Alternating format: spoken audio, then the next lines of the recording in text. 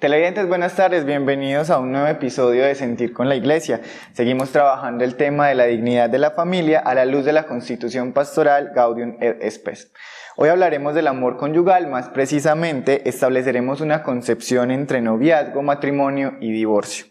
En el episodio anterior estuvimos haciendo una especie de introducción con dos visiones, una civil y una eclesial.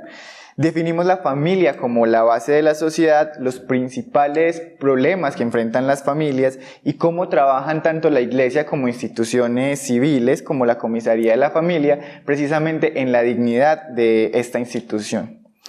Hoy cuento con tres invitados. Hoy tenemos al padre Héctor Jaime Agudelo, quien es doctor en Derecho Canónico de la Pontificia Universidad Javeriana de Bogotá y que se ha desempeñado como vicario judicial del Tribunal Eclesiástico de la Diócesis de Jericó. También me acompaña Juan David Giraldo, comisario de familia de la Administración Municipal y quien repite con nosotros acá en el programa. Y por supuesto, nuestro coordinador eclesial, el padre Jesús Antonio Agudelo. Bienvenidos los tres. Quiero empezar preguntándole al padre Jesús Antonio, ¿cuál es la diferencia que establece la Iglesia entre noviazgo y matrimonio? La misma Constitución Gaudium et Spes lo dice muy claro con palabras muy sencillas.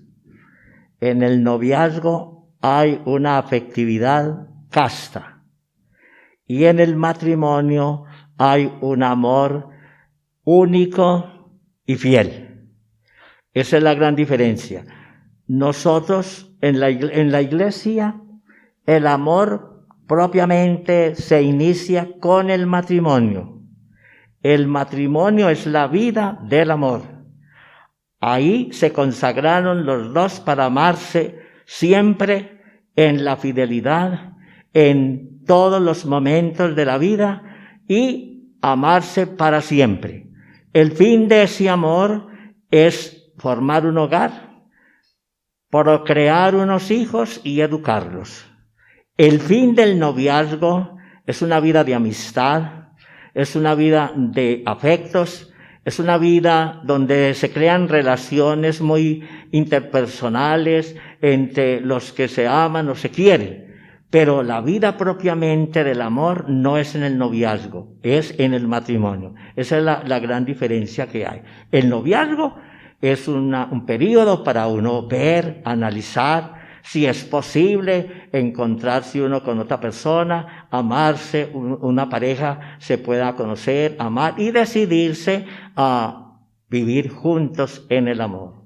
Cuando la Gaudium habla de casto afecto se refiere a que la sexualidad, digamos, está permitida solo después del matrimonio como tal. Muy bien. En el matrimonio, en la Iglesia, la sexualidad es únicamente de los esposos, porque la sexualidad en el matrimonio tiene una gran objetividad, que es la procreación. Por consiguiente, en el matrimonio, la sexualidad no es un simple placer, no es un simple entretenimiento, no es simplemente usar los cuerpos. En el matrimonio, la sexualidad es un momento es una preparación a un momento culminante y muy santo y sagrado, que es el acto sexual. Ese acto sexual tiene una gran objetividad, una vida. Por eso los dos serán una sola carne. Por eso los dos se aman. Hoy en día, pues mucha gente dice que no se puede un noviazgo sin sexualidad. En la Iglesia no. En la Iglesia la sexualidad no es una manifestación de placer o entretenimiento, no es un entretenimiento de fin de semana, sino que la sexualidad es una dimensión propia de los esposos que tienen la misión de procrear. ¿Y por qué dice la Gaudium también que en el matrimonio se perfecciona el amor gracias a Cristo? ¿Cómo así que la perfección y la sanación del del amor? El amor, claro. Si el amor es propio para los esposos, si los esposos son propiamente los que se aman, ese amor se va perfeccionando en la medida en que va creciendo ese hogar, en la medida en que se van amando más, porque es que mire, lo importante es, el amor no se acaba en la afectividad, se acaba es la velocidad, diríamos, la atracción de las personas, eso se acaba, el amor no. El amor viene de Dios, y si el amor viene de Dios, el amor es eterno, el amor es fiel, ese amor es lo que alimenta la vida matrimonial, y por eso crece. Todo lo que hagan los esposos, por su progreso, por su bienestar, eso vive el amor. Que vino un hijo, eso hace crecer el amor. Que están luchando y trabajando por mejorar la calidad de vida, eso es mejorar el amor. El amor en el matrimonio no se acaba. Padre Héctor Jaime, bienvenido nuevamente a este espacio. ¿Cuál podemos decir que es la misión sacramental del matrimonio? ¿Para qué se casan las parejas según la doctrina católica? Primero que todo, muchas gracias por la invitación. Y en cuanto al carácter sacramental, curiosamente el matrimonio podríamos decir que es el sacramento más antiguo.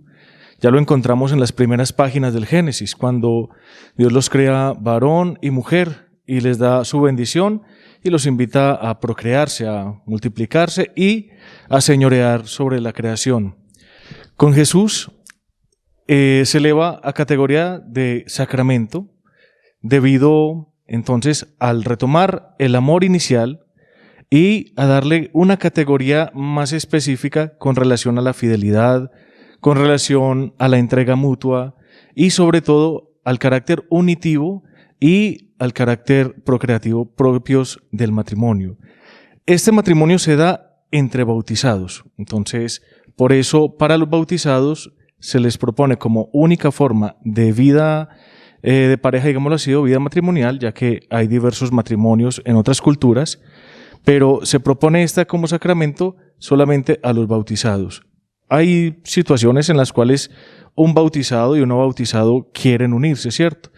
En ese contexto no habría como tal un sacramento, ya que uno de ellos no es bautizado, pero es elevar ese amor de la pareja a la misma imagen del amor de Cristo por su iglesia, que lo vamos a encontrar mucho en los textos de San Pablo, por ejemplo. ¿El matrimonio de la iglesia inmediatamente cobra efectos civiles? Acá en Colombia sí. No en todos los países tiene efectos civiles el matrimonio canónico. Por ejemplo, sé que en Panamá o en Chile, por ejemplo, no tiene efecto civil. Acá en Colombia sí, una vez celebrado el matrimonio, se pueden presentar ante la notaría o registraduría con una partida de matrimonio debidamente autenticada y con eso entonces ya empieza a tener efectos civiles el matrimonio. Juan David, ¿cuáles son los principales problemas que enfrentan los matrimonios y que ustedes, digamos, pueden conocer desde la comisaría de familia? Bueno, como tal, yo podría hablar de una mirada más general, tanto de los matrimonios como de los noviazgos, ¿cierto? Este tema es de mucho hablar y del diario vivir de nosotros en el despacho, ¿cierto? Hablando de un poco del tema del noviazgo, se presenta mucho el inconveniente de la falta de comunicación y la inmadurez que llevan a una unión muy temprana, ¿cierto? Para asumir unas responsabilidades en cuanto a un hogar, en cuanto a un hijo, en cuanto a todas estas situaciones. Entonces, en cuanto a los dos, tanto matrimonio como noviazgo, las principales problemáticas siempre van a ser falta de comunicación, falta de empatía, de un conocimiento más a fondo de la relación que hay en un hogar, de lo que conlleva esto, de lo que conlleva formar una familia. Entonces, como hablábamos en el programa anterior, siempre hay que dialogar y siempre hay que saber cuáles son los roles de cada uno en estas situaciones, ¿cierto? Para poder llevar a cabo una relación de pareja efectiva y eficaz ante pues nosotros mismos. La comisaría de familia apoya solamente las parejas que ya están, digamos, unidas pues dentro de los servicios que ustedes prestan, o también las parejas que están en ese proceso de noviazgo y que, digamos, están pensando en casarse. No, nosotros prestamos una atención en general. Allá puede ir cualquier persona, en cualquier momento del noviazgo, en cualquier momento del matrimonio, empezando. Por eso hablaba, por ejemplo, de las uniones tempranas, que se ve mucho ahora con los adolescentes, ¿cierto? Con los jóvenes, yo me voy de la casa, yo tengo novia y me voy, sin proyectación futuro, ¿cierto? Y a los 2 o 3 meses están diciendo, ¿qué hicimos nosotros? ¿Cierto? Ahí es donde requieren esa ayuda profesional, que las puertas de la comisaría siempre van a estar abiertas. La ayuda que nosotros prestamos, esa asesoría psicosocial, siempre va a ser un tema general y a cualquier persona del municipio o cualquier persona en general se le puede presentar la ayuda en cualquier momento. Bueno, vamos a hablar ahora de divorcio y nulidad de matrimonio. Quiero aclarar primero que Sentir con la Iglesia es un programa en el que abordamos variedad de temas desde una perspectiva eclesial, del catolicismo precisamente. Así que en este programa, aunque intentaremos tener una visión de estos temas, en este caso del divorcio, no nos adentraremos mucho en cuestiones legales que están fundamentadas en el Código Civil del Estado colombiano. Para tener una mirada más amplia en ese aspecto, les recomiendo observar el programa Al Derecho, Causales de Divorcio, producido por AUPAN Televisión, uno de nuestros medios aliados, perteneciente también a Redesur, la alianza de medios comunitarios del suroeste antioqueño. Quienes nos siguen a través de YouTube pueden encontrar el enlace precisamente a este programa acá abajo en la descripción del video, y quienes nos ven a través de la señal de nuestra parabólica podrán verlo este jueves 9 de septiembre de 2021 a las 7 de la noche en Antena 4, nuestro canal comunitario, con repetición también el miércoles 15 a mediodía. Para resumir un poco esta cuestión del divorcio, este fue aprobado mediante la Ley 25 del 17 de diciembre de 1992, el cual regula todo el tema relacionado con el matrimonio religioso. Esta ley permite que las parejas casadas, tanto por la Iglesia Católica como por otros credos, puedan divorciarse y volver a casarse. El matrimonio se disuelve por la muerte real de uno de los cónyuges o por divorcio judicialmente decretado. Los efectos civiles de todo matrimonio religioso cesarán por el divorcio decretado por el juez de familia en este caso. En materia del vínculo de los matrimonios religiosos regirán los cánones y normas del correspondiente credo religioso. En el caso del catolicismo es precisamente lo que vamos a conocer en unos minutos. Hay que tener claro acá que divorcio y nulidad de matrimonio no son exactamente lo mismo. Debemos ver el matrimonio como una especie de contrato en el cual el divorcio es el que lo termina. Anular el matrimonio sería, para el caso del que estamos hablando, es como declarar que ese contrato nunca fue válido. En el divorcio, por lo menos en el Código Civil, que sería en este caso el artículo 154 de dicho código, nos habla de 9 causales para poderse hacer efectivo el divorcio. La primera son las relaciones sexuales extramatrimoniales, que estadísticamente es una de las más comunes. El segundo es el grave e injustificado incumplimiento de los deberes conyugales. Como tercero están los ultrajes, el trato cruel y los maltratamientos de obra. Como cuarto tenemos la embriaguez habitual. También tenemos el uso habitual de sustancias alucinógenas, la enfermedad grave o incurable que ponga en riesgo al otro cónyuge, conductas tendientes a corromper a las personas que están al cuidado de los cónyuges o inclusive al otro cónyuge, la separación por más de 2 años o el mutuo acuerdo.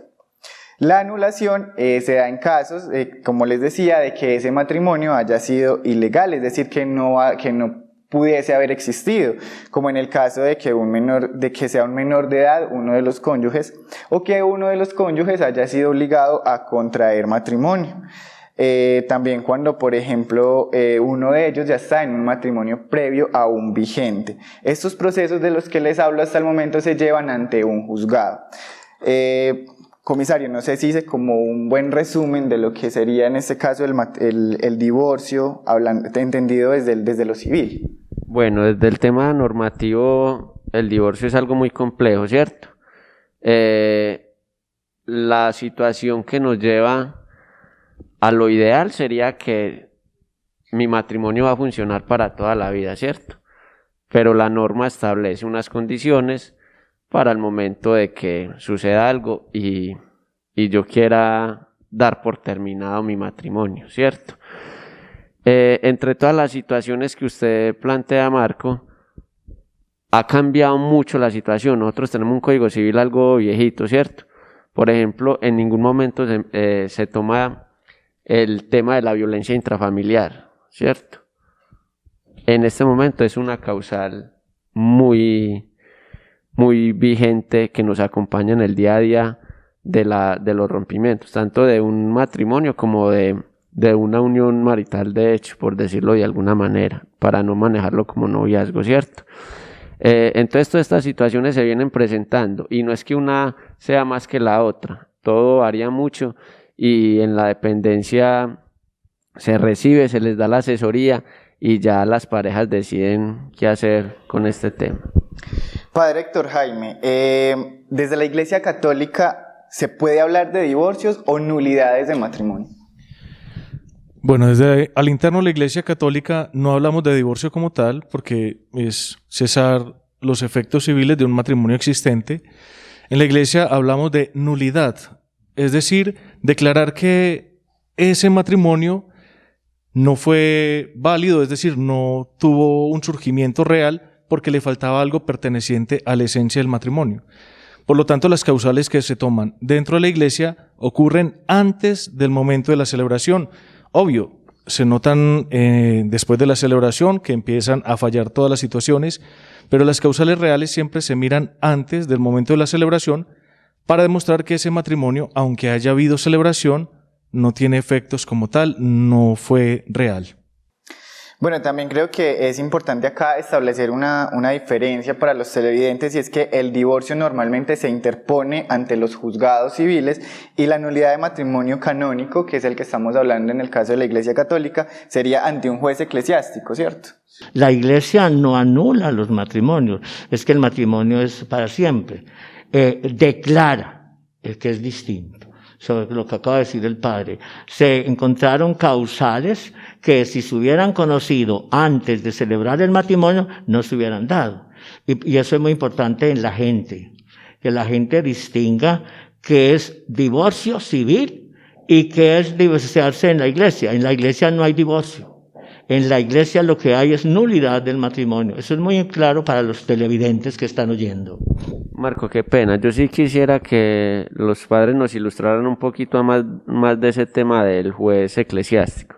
Cómo se maneja para pues que la comunidad también como tenga ese conocimiento. Bueno, retomo un poquito lo de las palabras antes de tomarlo del juez eclesiástico, y es: la gente muchas veces llega, padre, vengo para un divorcio de la iglesia o para que me anule el matrimonio, ¿cierto? En la iglesia no hay divorcio y no anulamos. La palabra sí puede ser un poquito equívoca, nulidad, y uno la asume con anular, pero nulidad es declarar inexistente.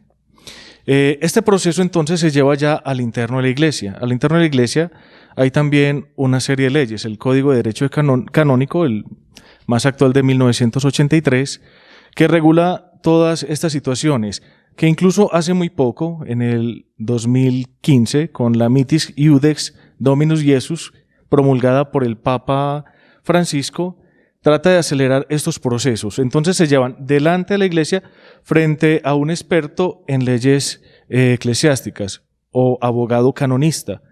Hay muchos canonistas, algunos sacerdotes, pero también hay abogados civilistas que hacen el derecho canónico, y entonces quedan también expertos en derecho canónico y pueden incluso colaborar en los procesos o trabajar directamente en tribunales eclesiásticos, pero sí se necesita que tengan el derecho eclesiástico. Es como si yo como abogado canonista quisiera intervenir en algo civil, pues me van a pedir que tenga conocimiento real de las leyes civiles. Bueno, usted ahorita nos hablaba también de unas causales precisamente para declarar esa nulidad de matrimonio católico. Hablemos un poco de esas. Yo creo que son muchas, pero como las más importantes o las más comunes. Bueno, hay una serie de causales que hacen que el matrimonio, aunque haya una ceremonia, no tenga efecto como tal. Encontramos, por ejemplo, las que tienen que ver con el defecto del consentimiento. El consentimiento es uno de los pilares más importantes del matrimonio. Es cuando la persona se entrega completamente a la otra y recibe a la otra para conformar el consorcio de vida y amor llamado matrimonio. Ese consentimiento entonces es la libertad que el ser humano tiene para decir: yo quiero estar con esta persona todo el resto de mi vida, hasta que la muerte nos separe. Por eso es tan importante. Tanto así que el mismo sacramento matrimonial tiene como característica que los ministros, digámoslo así, son la pareja, no el sacerdote. El sacerdote en este momento pasa a ser un testigo cualificado. Y fuera de eso se hace frente a otros 2 testigos que conste que ellos tenían libertad, idoneidad para poder celebrar el matrimonio. Es indispensable entonces que la pareja, cuando va a iniciar el matrimonio, tenga la claridad de lo que va a realizar y sobre todo, pues para poder que nazca un matrimonio real, se necesita libertad completa. Entonces, en cuestión del consentimiento, encontramos cuando hay deficiencia en el uso de razón. Puede ser estable o temporal, por algún desorden de la misma psique humana, algún tipo de síndrome de Down o todas estas situaciones que hacen que la persona no tenga un uso de razón completo, digámoslo así, o al menos adecuado para una decisión tal como lo es el matrimonio. Pero también se da el caso, por ejemplo, quienes llegan en estado de alicoramiento muy fuerte a un matrimonio, no tienen conciencia en ese momento, o quienes llegan drogados o en alguna de esas circunstancias que puedan obnubilar pues como la capacidad de consentir. También quienes presentan un grave defecto de discreción de juicio, es decir, no tienen una real idea de lo que es el matrimonio. Entonces llegan al matrimonio presionados por una persona, por una situación, hubo un embarazo imprevisto, entonces nos tenemos que casar porque es la única solución. Entonces no se ve lo que realmente es el matrimonio. El matrimonio hay que conocerlo y desearlo, es decir, tener un conocimiento real de lo que implica el matrimonio canónico, lo que implica la fidelidad, el respeto mutuo, los fines propios del matrimonio, por ejemplo, como son el bien de la pareja, que es el primero, uno se casa para ser feliz, no para otra cosa, y en esa felicidad el bien de la prole, es decir, procrear y educar a los hijos. Entonces, si no hay ese conocimiento, si de pronto hay presión o cualquier situación, falta la discreción de juicio. En cuestión también del consentimiento, encontramos la incapacidad de asumir las obligaciones del matrimonio por causas de naturaleza psíquica.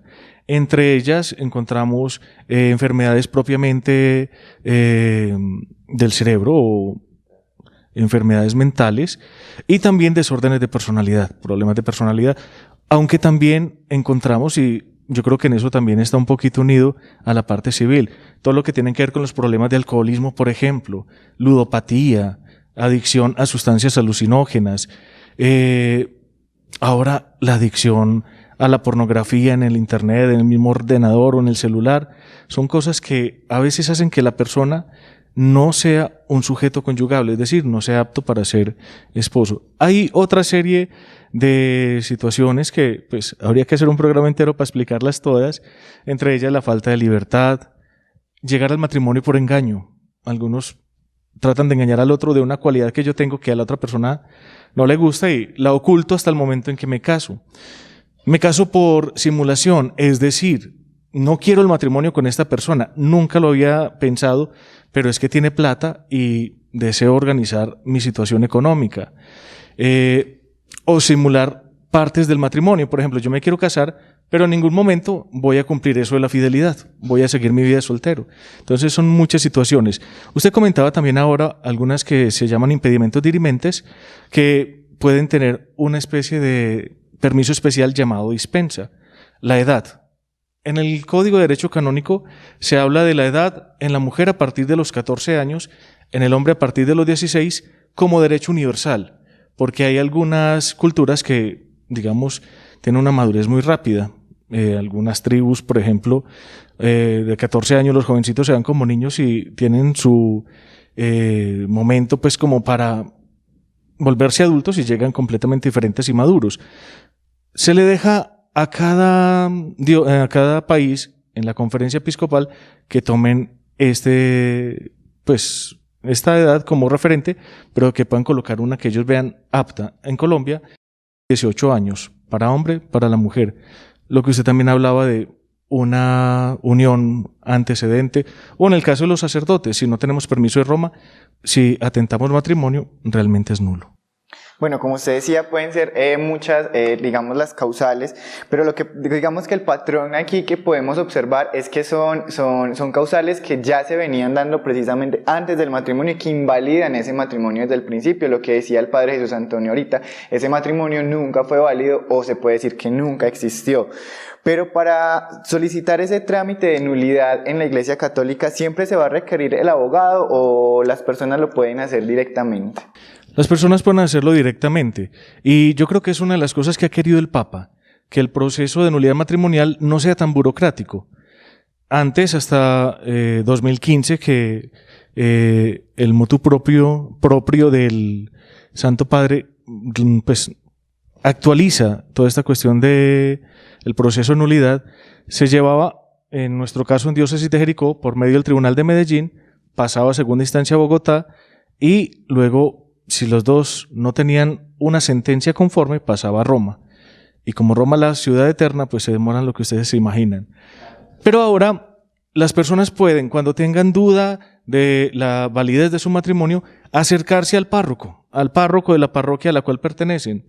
Ya el párroco los va a escuchar, va a mirar si hay causales en su historia matrimonial y se les guía para iniciar el escrito para impugnar la validez del matrimonio, y ya después de eso sí se pasa a tribunal eclesiástico, que en este caso funciona en Jericó, en la diócesis, y que una vez se termine el proceso en la diócesis de Jericó, si la sentencia no es apelada por ninguna de las partes, se vuelve ejecutoria, es decir, empieza a tener efectos, no necesita una segunda o tercera instancia. Entonces se resume mucho, sobre todo, la duración del proceso. El proceso sigue siendo el mismo, pero se le merma la burocracia y es mucho más corto. Precisamente para tramitar ese trámite de nulidad, es necesario haber primero realizado la cesación de los efectos civiles del matrimonio y la separación de bienes, o se puede hacer primero el trámite ante la Iglesia Católica y después ante lo civil. La nulidad matrimonial también tiene efectos civiles. Sin embargo, por respeto a la parte civil, en la diócesis de Jericó siempre pedimos que la parte civil se haya terminado, tanto lo de la cesación de efectos civiles del matrimonio como la liquidación de sociedad conyugal, sobre todo porque son los que regulan las responsabilidades que quedan después de una unión, lo que tiene que ver con los hijos, incluso con algunas normas de alimentación para las parejas cuando es necesario. Entonces la idea es que todo eso quede muy claro. Incluso en la misma sentencia que se saca en la nulidad matrimonial, que aparece al final, se valida todo lo que civilmente está pendiente, para que no piensen que al anular el acto, hablándolo civilmente, pues al decir que esto nunca existió, entonces ya no tengo que tener la responsabilidad con los hijos, por ejemplo. Entonces siempre vuelve y se valida todo lo que civilmente se decretó. Es decir, que por ejemplo los hijos, no se declararían nulos, esos hijos que tenías dentro del matrimonio. No, los hijos no declaran nulos. Los hijos siguen teniendo el carácter de legítimos porque nacen al interno de lo que ellos pensaron que era un buen matrimonio, pero ellos no tienen la culpa, entonces siguen siendo legítimos, aunque el matrimonio como tal se haya demostrado que nunca existió. Se valida más que todo, padre, pensaría yo en esos temas, el tema de, por ejemplo, la cuota alimentaria, el tema de los bienes que quedaron dentro de la sociedad conyugal, ¿cierto? Eso sería más que todo lo que se valían en la sentencia que acaba de hablar. Exacto, sí. Procuramos que entonces también la misma sentencia eclesiástica, nosotros lo llamamos al interno de la Iglesia canonizar la ley civil, es decir, entonces mostrarle a nuestros fieles la validez de la norma civil. Padre Héctor Jaime, ¿significa esto que si yo me caso por la Iglesia y me divorcio desde lo civil, ¿puedo o no puedo seguir comulgando? Yo le respondería depende. Si usted se divorcia después de un matrimonio eclesiástico y sigue una vida de soltería, no hay ningún problema, puede seguir comulgando y puede acceder a los sacramentos. Pero si usted inicia una nueva relación de pareja, ya esa relación sería adulterio, ¿cierto? Porque sigue vigente el vínculo matrimonial. ¿Qué es lo que el Papa propone para estos casos? No es simplemente saltarse la norma, sino hacerla más asequible. Entonces, en este sentido, el hecho de que los procesos sean más cortos, mucho más baratos, por también decirlo así, hacen que ya muchas más personas puedan acceder a, pues, tomar nuevamente como el rumbo de fe en sus vidas y validar de pronto su segundo matrimonio para no tener que quedarse toda la vida amarrado por un error que de pronto se pudo haber cometido. Y en el caso de la nulidad tramitada desde la Iglesia Católica, los cónyuges, los que fueron cónyuges, que ahora ya estarían solteros, ¿pueden seguir comulgando entonces? Una vez se termina el proceso de nulidad y es favorable a la nulidad del matrimonio, significa que las partes son solteras. Es decir, nunca tuvieron el vínculo de matrimonio, por lo tanto, tienen acceso a todos los sacramentos y pueden celebrar nupcias canónicas, si así lo desean. ¿Se podrían volver a casar? Sí, claro, son solteros. Sí, porque, es decir, nunca estuvieron casados. Exacto, realmente. y ya se demostró y se decretó entonces que son solteros, son libres y pueden volver a acceder a los sacramentos. Es casi que volverle a abrir las puertas del reino a quien sentía que estaba por fuera en ese momento. Comisario, ocurre que de pronto parejas que digamos sean católicas tengan mucha confusión en este sentido de lo que es nulidades, divorcios, en lo que puede significar para ellos la parte espiritual si llegan a divorciarse y que digamos les afecte emocionalmente al punto de recurrir digamos a la comisaría con estos digamos enredos porque la temática es un poquito compleja. Lo que pasa es que en estos temas siempre va a ser complejo y siempre va a estar el abogado, ¿cierto? Porque una persona del común no tiene por qué entender estos términos y estas situaciones, ¿cierto? Para eso está la comisaría, pero ellos buscan más el tema de la comisaría, es para un apoyo psicosocial, para un apoyo terapéutico, en cuanto a que yo llevo 10 años casada con mi pareja y de un día para otro ya no voy a estar compartiendo con mi pareja, en cuanto a que los dos niños van a tener un efecto que mi papá ya no vive con nosotros y vamos a estar en otra parte. Entonces es más ese tema psicosocial de acompañamiento en el trayecto de ese proceso de separación, ¿cierto? Porque la verdad ellos no tienen por qué entender la situación de las nulidades, de la inexistencia, de todos estos temas, ¿cierto? Porque es algo complejo. Ellos lo que deben tener claro es que es una decisión de vida y que si ellos tomaron la decisión, la tienen que asumir como personas maduras y saber cuáles son las consecuencias respecto a eso. Yo quisiera hacerle una pregunta a Juan David. Juan David, cuando sucede pues este caso de nulidad o separación y hay niños pequeños que dicen que él sabrá con quién se va, ¿usted qué dice de esa decisión de esos niños? ¿Si estarán capacitados para tomar esa decisión? Yo me voy con mi papá o con mi mamá. ¿Cómo ven ustedes eso? Lo que pasa es que las comisarías son centros de conciliación también. En la mayoría de casos, las personas van a conciliar un tema de cuota alimentaria, a conciliar un tema de cuidados personales de los niños, ¿cierto? Hay casos como los que usted está diciendo, padre, que son difíciles, que son complejos. ¿Por qué? Porque yo como hijo de 10, 11 años, yo ya tengo un poquito más la conciencia y yo a través de una atención psicológica puedo saber, sí, yo me inclino más por mi mamá, yo me inclino más por mi papá, ¿cierto? Pero hay niños de 3 y 4 años que es difícil hacer hasta la atención psicológica, ¿cierto? Por la edad. Entonces ya eso es un tema más de, como les decía yo ahora, de madurez de los padres, de saber dónde va a estar mejor mi hijo, con quién va a estar mejor y quién le puede hacer un acompañamiento mejor a mis hijos, siempre sabiendo pues que yo voy a estar ahí. Si los va a tener mamá, yo voy a estar ahí en el proceso de crianza y en el proceso educativo de todo, o si lo va a tener papá, al contrario, la mamá va a estar ahí. Pero eso es una decisión que siempre deben tomar las parejas. Ojalá no dejen esa decisión, como a veces pasa al comisario de familia, que en cuestiones de que no concilian, a mí me toca fijar provisionalmente todo este tema de alimentos y de custodia y cuidados personales de los niños. Ya para terminar, pues como podemos ir apreciando, o como digamos podemos de cierta manera concluir, todo esto es un proceso complejo, el tema de divorcios, de nulidades. Digamos que no es tan complejo como casarse. Así que ustedes como líderes espirituales y usted comisario como líder civil, ¿ustedes qué le dirían a las parejas que están en ese proceso de noviazgo, que se quieren casar? O sea, es decir, ¿cómo saber si uno realmente está seguro para casarse? Porque el matrimonio es de por vida y también tiene no solo un efecto civil, sino un efecto espiritual en el caso de las parejas católicas. Yo lo podría hablar desde el nivel general, ¿cierto? Como dije desde el principio del programa, a nosotros nos afectan mucho las uniones tempranas, porque son jóvenes, son personas inexpertas que toman la decisión de un momento a otro. ¿Cuál sería el consejo desde la parte de comisaría, con 6 años que yo llevo ahí en el proceso, con toda la experiencia que me ha dejado en el camino todo esto?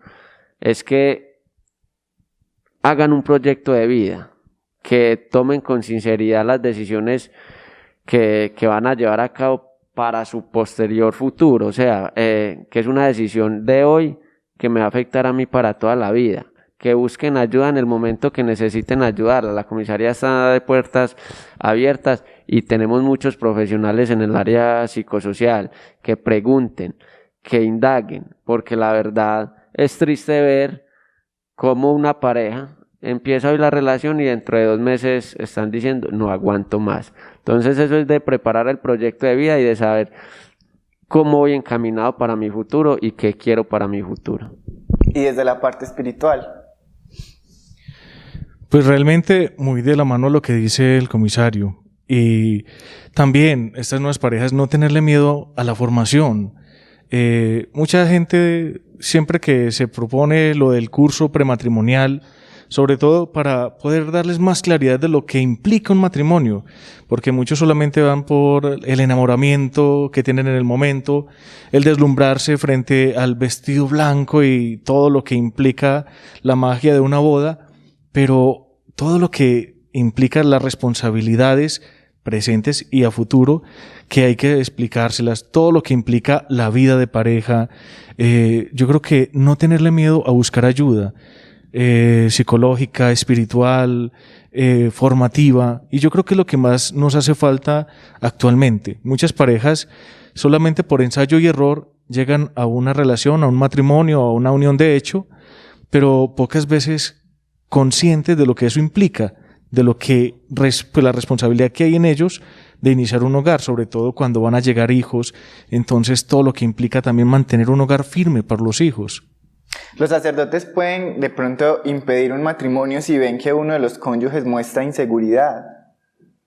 Esa es una pregunta bien interesante y muy delicada, porque el matrimonio es un derecho. Sin embargo, cuando pues uno ve que hay una inseguridad o algo, se trata de disuadir a la pareja para que aplacen el matrimonio o miren la posibilidad de madurar mejor la opción. Tenemos los impedimentos, que eso sí, como son de derecho, pues podemos decir no se puede por esto y esto y esto y esto. Pero en ese caso, la idea es disuadir y hacerles caer en razón de lo que están comprometiéndose. Yo quisiera decir 2 cositas antes de cerrar el programa. La primera, volver a un gran principio que mencionaba Héctor Jaime al comienzo. El sacramento más antiguo es el matrimonio. Está en la primera página de la Biblia. Dios creó al hombre a su imagen y semejanza y los hizo hombre y mujer. Serán los dos una sola carne y lo que Dios ha unido no los separe el hombre. O sea que el matrimonio es de origen divino en la Iglesia. Segundo, el matrimonio es una vocación, es un llamado, que no todos están llamados, lo dice San Pablo. Y termino con esto. La Gaudium Spes da una recomendación en el número 50-51, una recomendación muy interesante. Hoy, es indispensable que haya gente preparada en el matrimonio, y nos habla a los sacerdotes, que los sacerdotes se preparen para defender el matrimonio. La ley civil tiene que proteger la familia. Es responsabilidad de la ley civil proteger, amparar los esposos. Y la gran política de un Estado es la vida familiar. Yo creo que estamos muy en el espíritu de este documento, la Gaudium, que hoy haya gente preparada en todos los campos para ayudarle al fundamento de la sociedad, a la cédula viva de la sociedad, ayudar a la vida matrimonial en cualquiera de sus campos. Hemos llegado al final entonces de nuestro programa. Yo quiero resumir un poco las conclusiones a las que hemos llegado. Ante los ojos de la Iglesia, el noviazgo es una etapa de conocimiento y de castidad y en el afecto. Y el matrimonio ya sería, digamos, la consumación de ese periodo en el que, gracias a la acción de Cristo, pues se puede hablar de un amor único y perfeccionado. El matrimonio en la Iglesia Católica es un sacramento al que se accede voluntariamente y es de por vida. Es la unión de un hombre y una mujer con fines reproductivos y religiosos. Este genera un contrato civil. Recordemos que civilmente los matrimonios no son solamente entre hombre y mujer, es decir que el matrimonio genera también dos contratos, uno civil y uno religioso o espiritual. Como contratos civiles, los matrimonios pueden terminar ante la ley, a veces por mutuo acuerdo y otras veces por razones que dañen irremediablemente esa relación entre los cónyuges. A eso le llamaríamos divorcio. El divorcio surte efectos civiles, pero no espirituales ni religiosos. Divorcio y nulidad de matrimonio no son exactamente lo mismo. La nulidad es una declaración pública de la invalidez de ese matrimonio, es decir, que ese matrimonio nunca debió ser o nació muerto, por así decirlo. En el caso de la Iglesia Católica, esta nulidad está estrechamente ligada con asuntos morales y es orientada por el derecho canónico, es decir, los asuntos jurídicos que se derivan de la doctrina católica. Cabe mencionar que para solicitar el divorcio no hace falta alegar causales, basta el mutuo acuerdo o voluntad de uno de los cónyuges, estamos hablando desde lo civil. Para solicitar en cambio la nulidad del matrimonio católico sí deben existir unas causales. En la Iglesia todo matrimonio se presume válido hasta que se demuestre lo contrario. Cabe resaltar también que el proceso de nulidad del matrimonio canónico ha sido profundamente reformado por el Papa Francisco, otorgando una mayor participación a los obispos para buscar una rapidez y agilidad en la resolución de estos casos y que también se ha buscado la gratuidad en el proceso, buscando, digamos, mejorar el sistema para la salvación espiritual mientras se reafirma la enseñanza católica, como nos lo decían los sacerdotes, de que el matrimonio es indisoluble. Finalmente, de acuerdo con la Gaudium et Spes, el matrimonio es sagrado y se sostiene por el amor conyugal bendecido por Cristo, razón por la que la Iglesia Católica invita a quienes desean contraerlo a estar muy seguros de esa decisión y que sea una decisión motivada por el amor, la fe y el Espíritu Santo. Recordemos que las vocaciones que se habla, nos envía el Espíritu Santo a los fieles católicos, son tres: la vida sacerdotal, la vida consagrada y la vida matrimonial. Si usted tiene dudas al respecto, le invitamos a visitar la página web del Tribunal Eclesiástico de la Diócesis de Jericó, la cual aparece en pantalla. Ya les quiero decir finalmente que no hemos terminado el tema de familia, así que señores televidentes, recuerden que en el próximo episodio vamos a hablar con una pareja, vamos a hablar un poco del tema de fecundidad, sexualidad en el matrimonio, pero también vamos a conocer cómo vive una pareja que está casada por lo católico, cómo entregan ellos su día a día a Dios. Finalmente entonces nos vemos en 15 días y muchas gracias por acompañarnos, muchas gracias también a nuestros invitados.